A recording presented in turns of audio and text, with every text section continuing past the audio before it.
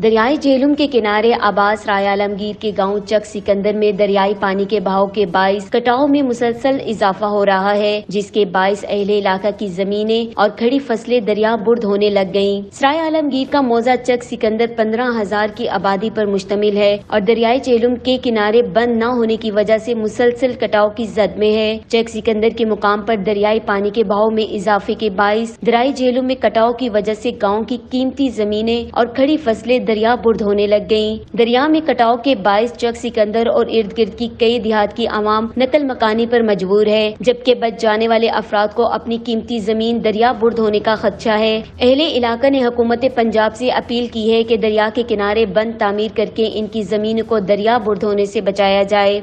Ehtesham Sagir Rathore, Chenab news, Sarai Alamgir.